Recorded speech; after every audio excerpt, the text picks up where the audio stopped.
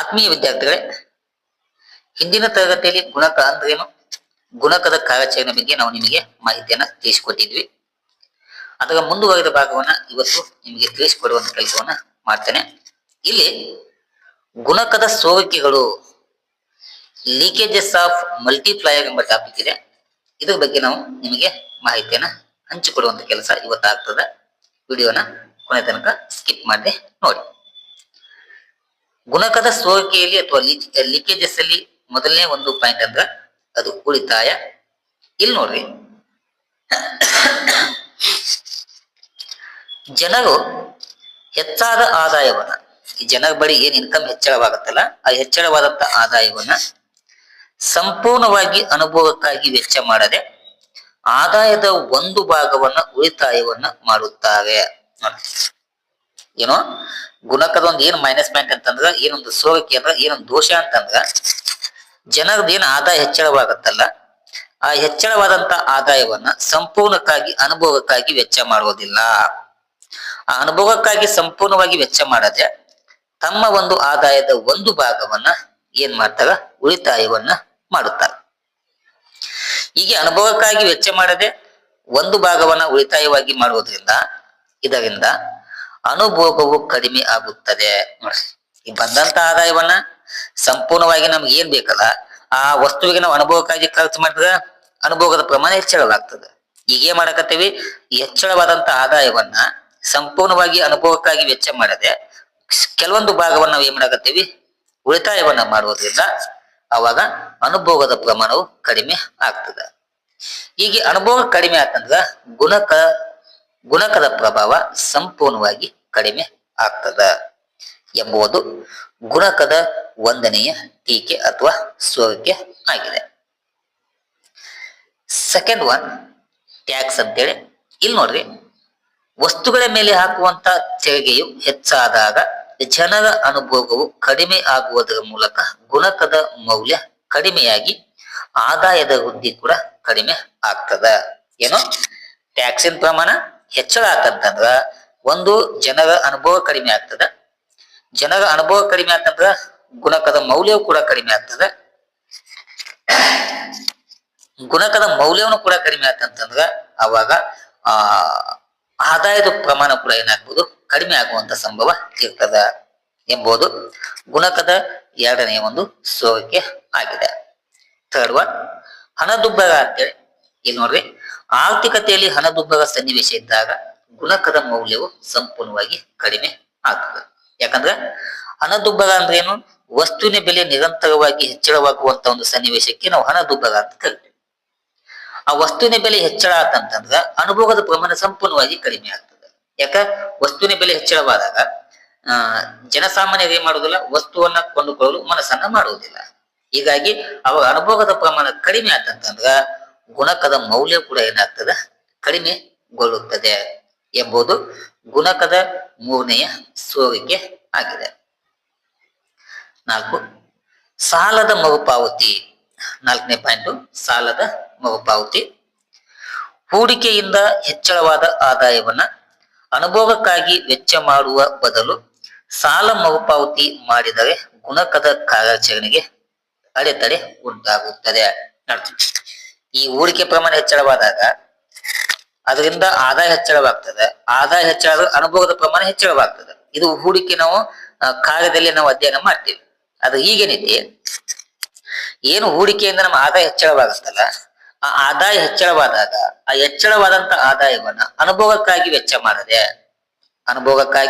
ವೆಚ್ಚವನ್ನ ಮಾಡದೆ ಆ ಬಂದಂತ ಆದಾಯವನ್ನ ನಾವೇನ್ ಸಾಲ ಮಾಡ್ತೇವಲ್ಲ, ಆ ಸಾಲವನ್ನ ಮರುಪಾವತಿ ಮಾಡಲು ನಾವೇನಾದ್ರೂ ಆ ಹಣವನ್ನ ಬಳಸಿದ್ರೆ ಅವಾಗ ಗುಣಕದ ಮೌಲ್ಯ ಅಥವಾ ಗುಣಕದ ಕಾರ್ಯಾಚರಣೆ ಏನಾಗ್ತದ, ಅಡೆತಡೆಯನ್ನ ಉಂಟು ಮಾಡುವಂತ ಸಂಭವ ಇರ್ತದ ಎಂಬುದು 4ನೆಯ ಒಂದು ಸೋರಿಕೆ ಆಗಿದೆ.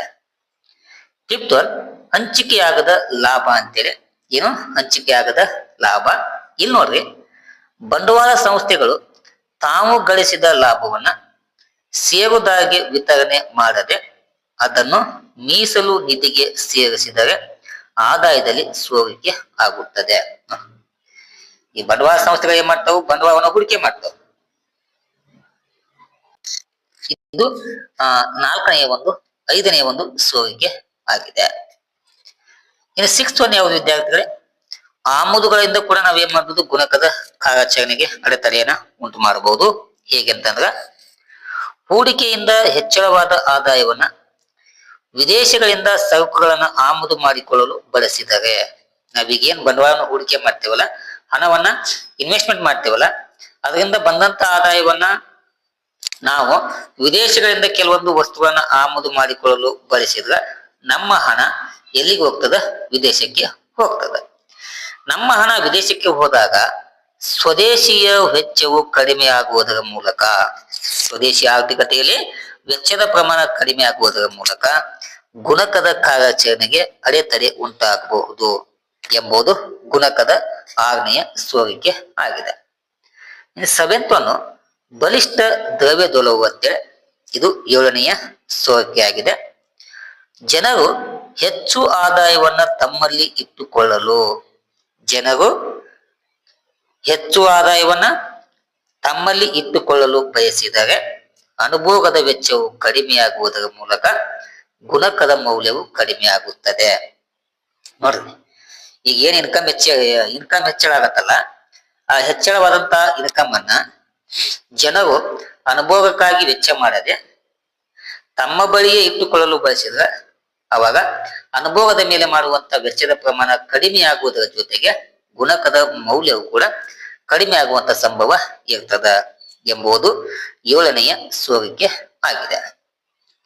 8 ಷೇರು ಮತ್ತು ಸಾಲ ಪತ್ರಗಳನ್ನ ಕೊಂಡುಕೊಳ್ಳುವುದು, ಇದು 8ನೇದು.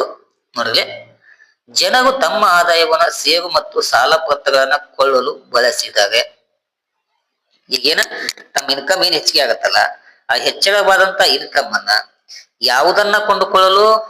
ಶೇರ್ ಮಾರ್ಕೆಟ್ ಮತ್ತು ಸಾಲ ಪತ್ರವನ್ನ ಕೊಂಡುಕೊಳ್ಳಲು ಬಳಸಿದ್ರ ಆಟೋಮೆಟಿಕ್ ಆಗಿ ಅನುಭೋಗದ ಮೇಲೆ ಮಾಡುವಂತ ವೆಚ್ಚದ ಪ್ರಮಾಣ ಕಡಿಮೆಗೊಂಡು ಗುಣಕದ ಕಾರ್ಯಾಚರಣೆಗೆ ಅಡೆತಡೆಯನ್ನ ಉಂಟು ಮಾಡ್ತದ ಎಂಬುದು 8ನೆಯ ಅಂಶ.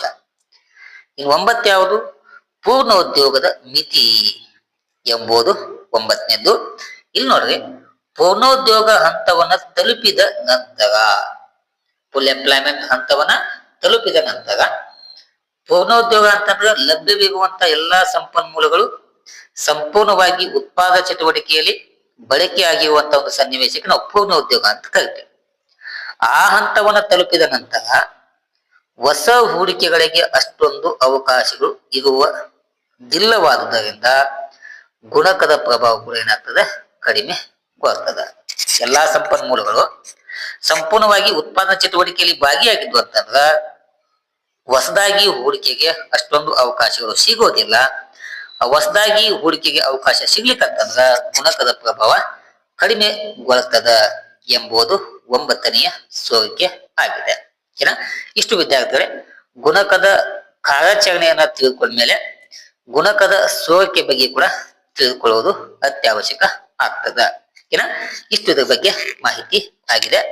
ವಿಡಿಯೋ ಇಷ್ಟ ಆಗುತ್ತೆ ಅಂತಂದ್ರ ಲೈಕ್ ಮಾಡ್ರಿ, ಆಮೇಲೆ ವಿಡಿಯೋವನ್ನ ಶೇರ್ ಮಾಡ್ರಿ. ಹೆಚ್ಚಿನ ಸಂಖ್ಯೆಯಲ್ಲಿ ವಿದ್ಯಾರ್ಥಿಗಳು ನಮ್ಮ ಚಾನೆಲ್ಗೆ ಸಪೋರ್ಟ್ ಮಾಡಿದ್ರ ಮುಂದಿನ ದಿನಮಾನಗಳಲ್ಲಿ ಇನ್ನೂ ಕೂಡ ಹೆಚ್ಚಿನ ವಿಡಿಯೋಗಳನ್ನ ವೀಕ್ಷಣೆಯನ್ನ ಮಾಡಬಹುದು. ಓಕೆ, ಇಲ್ಲಿಯ ತನಕ ತರಗತಿ ವೀಕ್ಷಣೆ ಮಾಡಿ ಎಲ್ಲ ವಿದ್ಯಾರ್ಥಿಗಳಿಗೆ ಧನ್ಯವಾದಗಳು ತಿಳಿಸ್ತಾ ಈ ತರಗತಿಯನ್ನ ಇಲ್ಲಿಗೆ ಮುಗಿಸ್ತೇನೆ. ಥ್ಯಾಂಕ್ ಯು, ನಮಸ್ಕಾರ.